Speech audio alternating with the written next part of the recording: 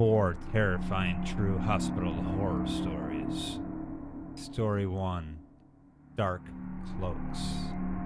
My father had a pretty serious stroke back in 2024, was unconscious for about 2 weeks, and spent a total of almost 3 months in the hospital. I used to visit him every day from morning until night. We didn't have any insurance at the time, so we had to stay in a ward with up to 7 other patients at a time, although usually it was 3 to 4 patients. One of the patients was a man in his mid to late 60s. He was a very kind man, whose bed was directly in front of my father's. One day I came back from a quick lunch break, only to find my father sleeping, and there was nothing on the TV for me to watch. I was bored and sort of zoned out, staring in the general direction of the elderly patient in front of me, who happened to be getting a visit from his kids and grandchildren. As I was zoned out, I started to notice something floating above this man. I looked up and saw 3 shadowy figures floating in a circular pattern around him. They looked like 3 people wearing dark cloaks, but with no hands or feet, and seemed to be diving in and out of a hole I couldn't see. One moment they would disappear into the hole, and the next they would pop right back out. I sat there stunned as I watched this, and that's when one of them broke off from the 3 and floated in my direction. It got right in my face, and I just backed my head as far back as I could in the chair I was sitting in.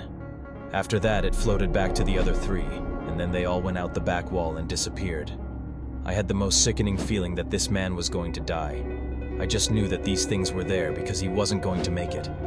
The elderly patient had been fine the whole time I had known him, but later that night he started complaining about stomach pains. The next day he was moved to the private room next to ours, and the day after that I ran into his daughter who was crying her eyes out. Knowing the answer, I asked her what's wrong. She said, "My father died today. He was fine, and then he just got sicker and died. We still don't know what happened." I felt so sad for her and that lovely family, but there was no point in telling her what I saw, so I kept it to myself. To this day, I'm still not 100% sure of what I saw, but it was pretty disturbing if I'm being honest. Story 2. Faceless Apparition. I was doing a shift in a ward I didn't work on just to help them out. The ward was on 2 floors. The upper floor had unwell patients on it, and the lower floor had people ready to go home, or they at least could look after themselves. I was working a night shift, and it was about 3 a.m. I had just come back from my break, so was wide awake. I was writing notes when I looked up and saw a woman who appeared to be coming through the connecting doors from the ward next door. She had on a green hospital nightdress, was barefoot, and appeared to be lost. I couldn't make out her face. I smiled at her and called towards her, "Are you okay? Are you lost?" When right in front of me, she disappeared. I got a fright but figured I was imagining things, rubbed my eyes, took a deep breath, and carried on with my notes. A couple of minutes passed and the woman appeared again. This time I dropped my notes and hightailed along the corridor and up to the top floor, terrified. By the time I had made my way upstairs, I was crying. My colleagues asked me what had happened. I said, "I know this sounds crazy, but I think I've just seen a ghost." They all looked at each other smiling, saying, "Oh, that's just Mrs. X. Was she wearing a green hospital nightdress and you weren't able to make out her face?" I never ever went to that ward again. Story 3. Man in Black. Worked at a hospital in Albuquerque. 8th floor was medical, and a lot of patients there were very sick. Every time a patient died, it started with all the CNAs running back to the desk. They had seen a man in a black hooded gown walking into the room of one of the sick patients. They would go back to the room a few minutes later, and the patient was dead. One night, a friend of mine was up there. There was a big window, and at night it was like a mirror. She looked at it and saw a man with a black hood standing behind her. She spun around. There was no one there. She looked back at the window and she could see him standing behind her. She left the area. Story 4. Synchronized Crows. In the serene yet somber halls of a hospice facility, where life gracefully ebbs towards its quiet conclusion, an astonishing event unfolded that left both staff and family in contemplative awe. Life within these walls often carries with it a hush of expectancy, punctuated by moments of profound clarity and, sometimes, mystery. Today, we delve into one of those moments, an encounter with nature that echoed beyond the walls of a single room. Our story begins with a woman whose journey through life was reaching its gentle end.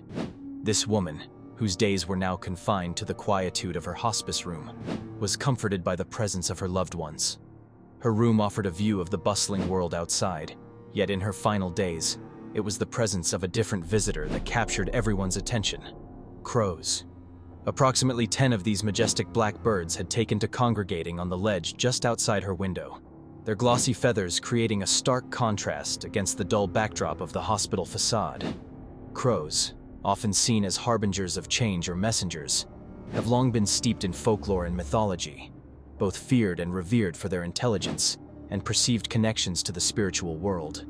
Their presence in this particular moment, as the woman lay on the cusp of life and death, seemed almost like a fabled scene from ancient tales, wherein creatures of nature serve as witnesses to the passage between realms. On a day marked by the gentle hum of hospital equipment and the whispered conversations of staff attending their duties with care, the woman's journey came to its peaceful conclusion. As she took her final breath, something remarkable occurred, witnessed by those at her bedside and others tending to nearby rooms. The crows, as if choreographed by an unseen hand, cawed in unison, a brief yet resonant sound that seemed to announce the transition occurring within the room. This communal call, echoing through the air, was a sound both striking and haunting. It was as if these avian guardians were paying tribute, acknowledging the woman's passage with a solemn farewell. Moments later, having fulfilled what seemed to be their mysterious role, they took flight in perfect harmony, their wings slicing through the air, spiraling upwards and disappearing into the vast sky. For those who witnessed this profound moment, the question lingered: was this an extraordinary coincidence, or a moment of natural magic?